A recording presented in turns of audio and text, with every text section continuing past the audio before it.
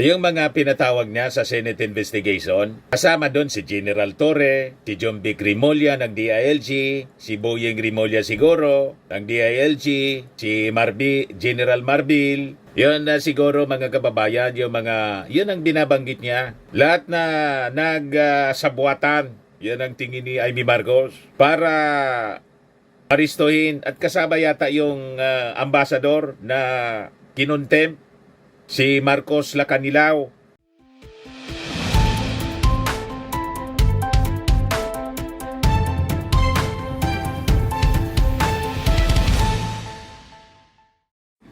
Hello po mga kababayan, si Dante Maravillas po, vlogger, broadcaster from Albay, Bicol Region. 10 days na lang po, eleksyon na, kaya wag natin pong kalilimutan. Personal ko pong ini-endorse sa inyo, iboto po natin pagka-senador, number 1. Number 1 ang number niya, Benhur Abalos. Siya kasi yung magiging katuwang ng ating Pangulong Bongbong Marcos sa food security at iba pang mga importanteng legislation sa Senado. Malawak kasi po ang kanyang experience at kaalaman. Naging congressman na siya po, naging mayor, naging MMDA chairman, naging DILG secretary. Yan po si Benhur Abalos. Number 1, papalakasin ko ang kapangyarihan ng NFA kasi tinanggal ito ng rice tariffication. Isipin mo, kung minsan baksak ang presyo, kawawa ka di magsasaka.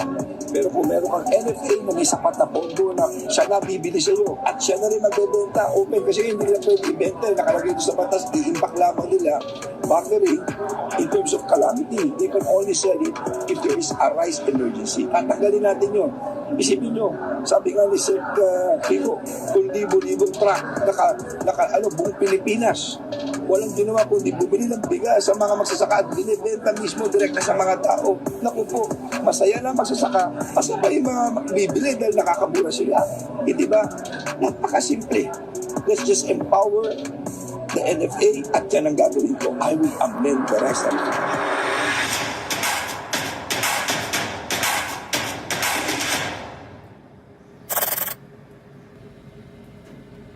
Andito po ang Liga ng mga Barangay para sumuporta sa inyo. Nandito na po kami sa likod ninyo, Senator Benhur Abalos. Ang kuryente natin ay pangalawa sa pinakamahal sa buong Asia. 20 years ago, pinindigan ko ito kung ako'y congressman. Pumutol ako rito sa pagwis. The most overtaxed in the whole world ay ang kuryente natin.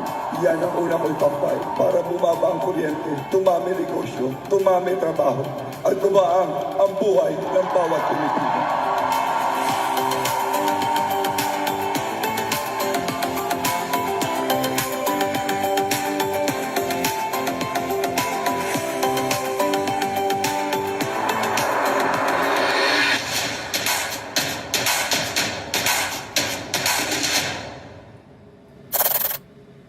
Una sa lahat po, Abalos sa Senado. Number 1 sa Senado, Benhur Abalos. Before natin pag-usapan yung mga nagbabagang issue ngayon, una tungkol kay Amy Marcos, nag-file na po ng asunto sa ombudsman laban doon sa mga officials ng ating gobyerno in relation po sa pag-serve ng warrant of arrest kay Digong ng Interpol, yung Senate investigation niya. Tapos yung may pinapakalat na naman pong kwento laban sa ating Pangulong Bongbong Marcos, si Harry Roque. Walang kadala-dala itong si Harry Roque. But before that, dito muna tayo sa Joke Time. Kwentong katatawanan muna po. Padala ni Sian Marquez. May isang batang makulit. Sabi ng bata sa tindero, "Pabili po ng ubas." Sabi ng tindero, "Walang ubas." Kinabukasan, nandyan uli yung bata. Sabi ng bata, "Pabili po ng ubas." Sabi ng tindero, "Wala man ditong ubas." Sinabi ng walang ubas. Minsan pa niya, inulit mo, "Stapler ko yung bibig mong bata ka." Alis yung bata. Kinabukasan, nandyan na naman. Sabi ng bata sa tindero, "Pabili po ng stapler." Sabi ng tindero, "Walang stapler dito." Sabi ng bata, "Pabili ng ubas."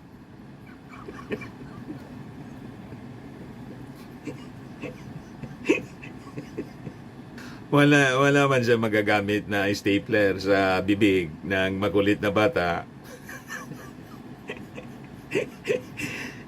Tinanong yung tindero kung may stapler, pabilihan niya ng stapler. Nang nagsabing wala, pabili ng ubas. Anyway, matik na 200 pesos. Padala mo na lang yung GCash number mo. Kasali ka na rin sa monthly draw. Pag nabunot yung pangalan mo, ngayon yung monthly draw. Pero ilalagay ko muna doon sa Dropbox. Ang mabubunot natin sa monthly draw, 5,000 pesos ang cash prize. Para alam ninyo. Tapos pag hindi ka nabunot, kasali ka pa rin sa sa December grand draw natin, 10,000 pesos yung mabubunot. Bubunot na rin ako ngayon, mga kababayan, ng isa na entry among the entries na mananalo ng 5,000 pesos. Ito na. May nabunot na ako. Basahin natin kung ano yung pangalan. Ayan baliktarin ko yung sa camera. O yan po ang monthly winner natin ngayon, 5,000 pesos. Si John Erwin Habulin. Congratulations! Ipadala ko na lang yung 5,000 pesos sa'yo. Nanalo siya ng 200 pesos. Ngayon, nanalo siya as monthly winner, 5,000 pesos. Second winner na natin siya. Nandito siya. Ito. Ito yung unang winner, ito yung pangalawang winner. Sinabit ko na lang dito sa Dropbox para alam ko kung sino yung mga monthly winners natin ng 5,000 pesos. Ayos pa. Magpadala lang kayo po ng mga entries. Yung mga hindi ko pa po nababasa, pag kayong mag-alala, aabotin po yan. Siyempre, hindi lahat binabasa natin. Kasi yung iba mga may censored po. Yung iba naman, di naman nakakatawa. Corny, hindi man nakakatawa, kaya hindi ko na binasa. Dapat hindi po censored. At hindi yun nakakadiri din. May mga joke na entries, nakakadiri po. Wag naman yung nakakadiri. Di ba dito muna tayo sa latest na balita kasi pumunta ng ombudsman si Amy Marcos. Ayan personal siyang pumunta mismo sa ombudsman. Meron. Sabi tatlong kopya. Talo. Ito. Ayun na. Hello. Ilan ba yun sa iyo?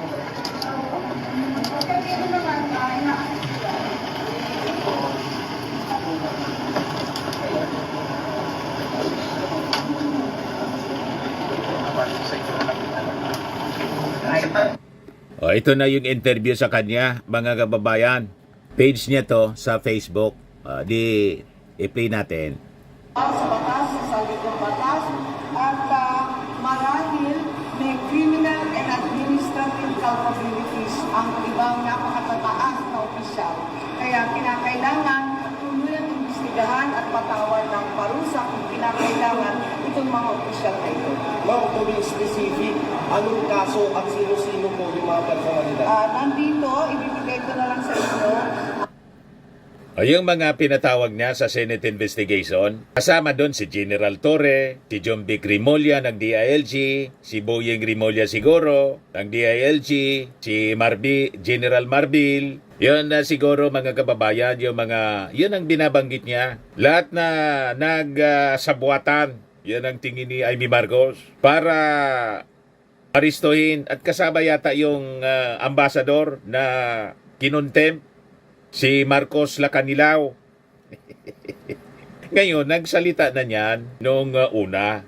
Kasi di ba in-announce ni Amy Marcos sa isang press con na talagang magpa-file siya ng magre-recommend. Yun ang sabi niyang sa statement niya noon. Na-file ng kaso sa ombudsman. Pero ngayon, na-challenge siguro siya na mismo.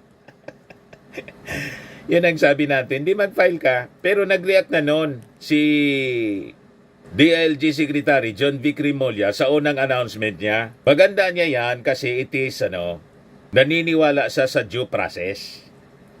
So mabibigyan niya kami ng pagkakataon na sagutin sa tamang forum. Ibig sabihin, welcome ito, mga kababayan, sa mga officials ng ating administrasyon. Nagwawala na talaga niya, Mr. Maravilla, si Amy Marcos. Hayaan mo siya na magwala. Mas pinapaboran niya, mga kababayan, hindi siya makatulog. Mas kumampi siya kay Digong, kay Sara Duterte, sa issue, mga kababayan, ng pag-aresto at sa lahat ng issue. Laging kampi siya sa mga Duterte. Nagpa-endorse na nga kay Sara Duterte po. O ngayon, anyway, 10 days na lang po before yung election. So, ibababa na natin ang final judgment kay Amy Marcos na ang gagawin natin, isushoot natin sa Inidoro. Tulad ng kanyang mga kinampihan na kampo. Hindi man nga siya sinasama doon sa PDP Laban, slate ng PDP Laban. Basta, kumampi na siya sa kampo ng mga Duterte, di kasama na doon yung mga taga-PDP Laban. So, malapit na nating tablahin itong si Amy Marcos para matuldukan ang kanyang mga masasamang ginagawa. Na imbes suportahan yung ating Pangulong Bongbong Marcos, nandun siya sa mga tao na walang tigil sa panggugulo sa ating bansa. Nakigulo na rin si Amy Marcos. Tama po? O ngayon, dito na tayo kasi napakaiksi naman po ng video ni Amy Marcos. Baka mamaya yung mahaba na interview sa kanya. Dito na tayo, mga kababayan, sa pinapakalat na siguradong fake news na naman po ito ni Harry Roque. Ngayon, pinick up ng abogado.ph yung kwento ni Harry Roque. Ayan sabi ni Harry Roque, kapon, abogado.com.ph, Marcos family under Hong Kong probe for $100 billion gold-linked money laundering.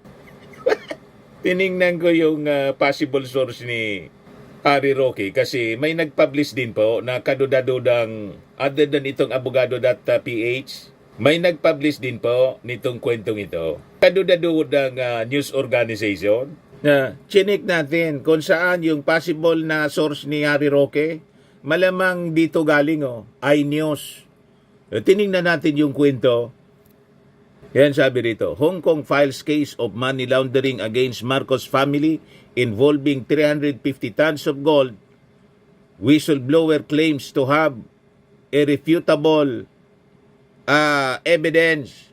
Nang basahin natin, kulang-kulang sa detalye at makikita natin yung characteristics ng fake news. Kaduda-duda kahit yung pagkagawa ng kwento po, mga kababayan. Ngayon, si Harry Roque po, nag-live para isiwalat ito at batikusin yung ating presidente. Ito yung sinasabing source ni, source ng balita, nakasulat sa Chinese. Malamang fake news talaga, basahin ko po sa inyo. On the 20th, Hong Kong Asia Television reported that the Hong Kong Monetary Authority had recently received a report that Philippine President Marcos and his family had long used HSBC Hong Kong to launder money. The informant produced a number of pieces of evidence including that the Marcos family sold 350 tons of gold of unknown origin and HSBC helped them cash out the stolen money as well as the Marcos family's account information in 18 banks around the world involving more than 100 billion pesos. Dollars pala, US dollars. Sabay post, mga kababayan, gamit ng picture ni Imelda Marcos, tapos yung ating Pangulo. The Hong Kong Monetary Authority has set a special case to investigate the matter. If confirmed, the Marcos family will be suspected of violating Hong Kong law and may be held criminally liable. Sa takbo pa lang po ng kwento, kaduda-duda na. Propaganda na naman po ito. Malamang funded naman ito ng troll farms ng China. Di ba po, mga kababayan? Yan ang sorso. Asia Television News. Yan, hindi ba natin maintindihan yan? Monetary Authority. Tapos sabi dito, according to Philippine media, the whistleblower said that he met Imelda, the wife of former President Ferdinand Marcos Sr. and mother of current President Marcos Jr. and a housekeeper in Dida in 2005. Kinalkal po at malamang recycle talaga po itong kwento. Kwentong paninira noong panahon, kinalkal nila, ni-recycle, tapos ginawang balita ngayon. Di ba pa? Yan o. With Imelda's authorization from 2006 to 2011, Indida used the whistleblower as an intermediary and used different shell companies to sell gold with a total weight of 350 tons to Europe and the United States that could not provide proof of legal origin. However, until 2020, the Marcos family had not paid the whistleblower a commission, and after 2020, they cut off contact with the whistleblower. The whistleblower was furious and called the police and produced multiple hard evidence. Ang sinasabi nilang hard evidence ito, tiningnan natin dito kung may pangalang Imelda Marcos. Ano, the bullion. Kung may mention dito ng Imelda Marcos or Ferdinand Idralin Marcos or kahit si PBBM, Bongbong Marcos, wala man po, nandito mga pangalan. Yan o, owner-seller, 90%. Malamang pati ito fake. O, Mr. Pio G. Mohar, passport number ito. Tapos may pangalan pa dito. Paymaster, Mr. Junela, Edmond Pichon, Philippine passport. Tapos 2% cash be paid to Paymaster, Mr. Leong Cheng. Yan o. Malamang parehas ito ng document. Ayan, Paymaster, sellers, buyers. Yan o. Leong, Mr. Leong, Taiwat Leo. O ito Shirley Ko Lee Yang. Wala man pong pangalan ni Imelda Marcos or ng dating Pangulong Ferdinand Idralin Marcos. Malamang parehas ito yung document na present sa Senado, mga kababayan. Yung dating taga-PDEA Kalbo, nakalimutan ko yung pangalan. Sino nga yun po? I-kuhan mo na lang. I-comment na lang ninyo yung pangalan nun. Sige, sali po sa Maisog Rally. Yung sabi ni Senator Bato, authentic niya ito kasi may butas. Nandun daw yung pangalan ni BBM, Bongbong Marcos niya, nandito yung pangalan. Authentic niya ito. Yung listahan ng mga nasa drug watch list.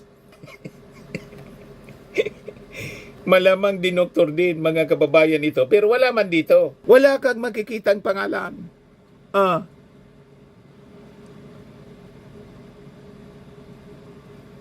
Malinaw na propaganda na naman ito po.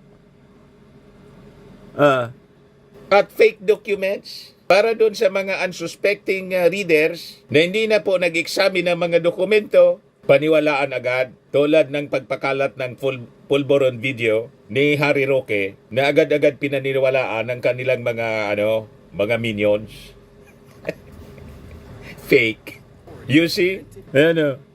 Tapos ito yung interview ito, mga kababayan. Kilala ko itong picture ni footage ni Imelda Marcos. Interview ito ni GMA, ni Mel Chanco. Kinuha nila, mga kababayan. Grab footage ito ng interview ni Mel Chanco kay Imelda Marcos na dinidiscuss niya rito yung mga ginto Gold bars.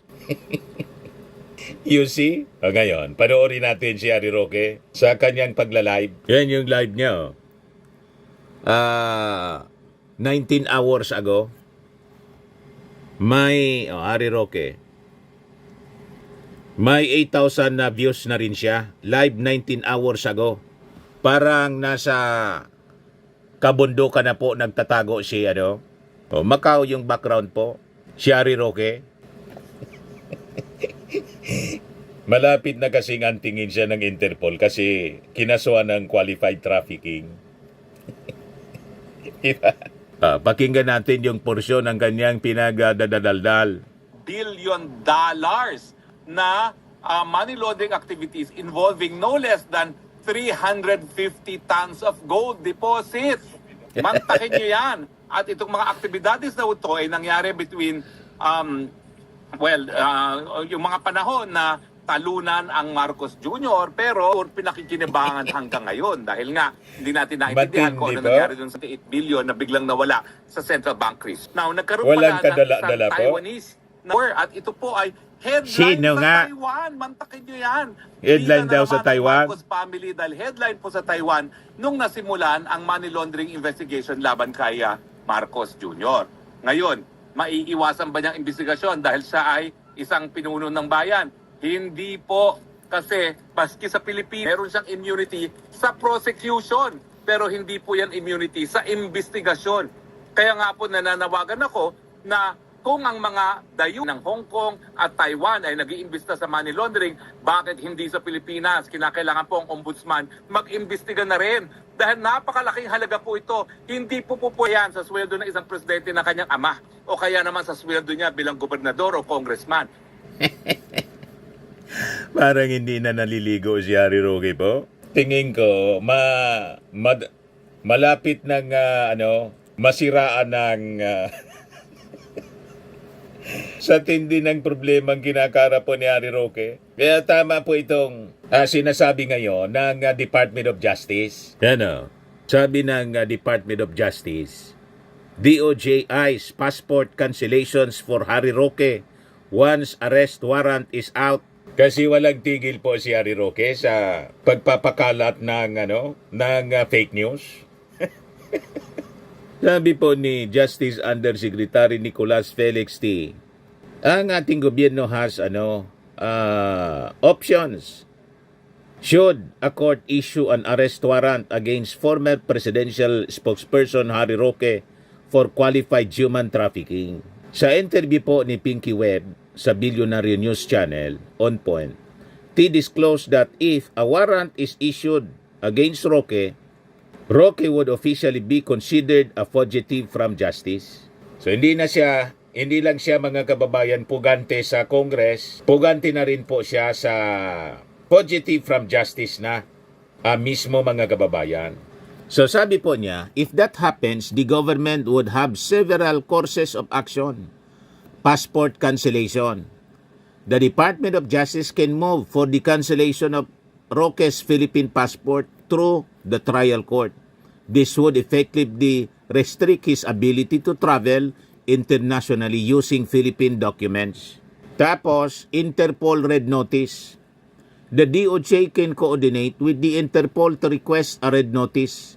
This international alert would seek the assistance of law enforcement agencies worldwide to locate and arrest Roque, facilitating his extradition to the Philippines. Palit ng palit po ang mundo ni Harry Roque, kaya nagwawala na siya. Kung ano-ano na lang po na kwento ang pinapakalat para gatungan yung mga tao. Ito yung mga attempts nila para gatungan ang damdamin ng mga tao, siraan yung ating Pangulo, mag-people power. Trinay na ito doon sa Davao ni Kita at ni Pulong noong Labor Day. Nagpakalat ng mga balita na yung PNP CIDG lulusobin daw yung bahay ni Digong.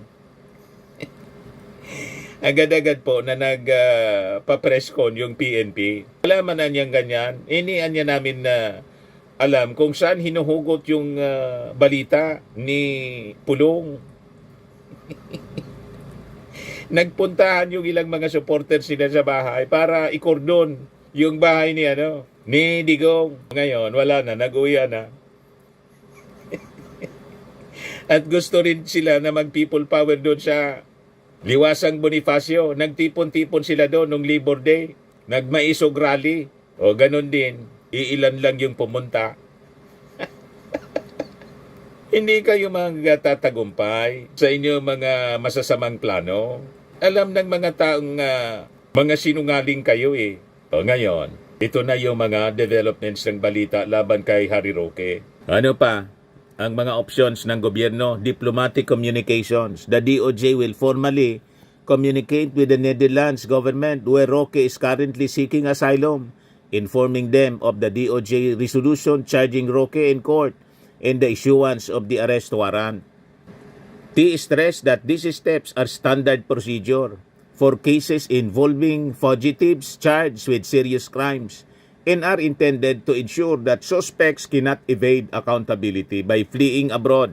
Addressing Roque's claim that the case would bolster his asylum bid in the Netherlands, T categorically rejected the notion, saying that human trafficking is not a political crime.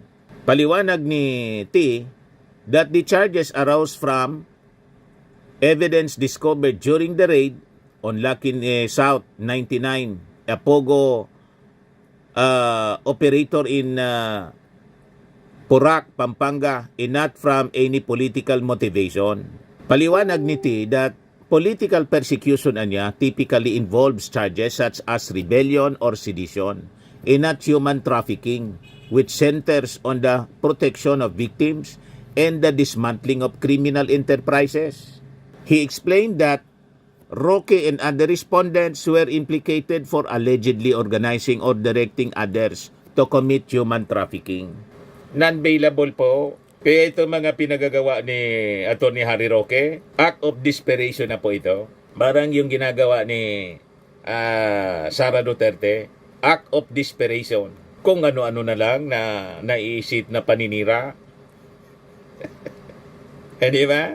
So sabi ni T, under the law niya, organizers can be held liable even if they are not directly involved in the recruitment or transport of victims. This case is about the victims of human trafficking. It's about a criminal enterprise that has to be answerable to the law. The case is currently pending before the Pampanga court but may be transferred to Pasig where a judge will determine a probable cause and potentially issue an arrest warrant. Sabi po ni T that the government would act swiftly to implement the legal and diplomatic measures outlined once the warrant is in effect.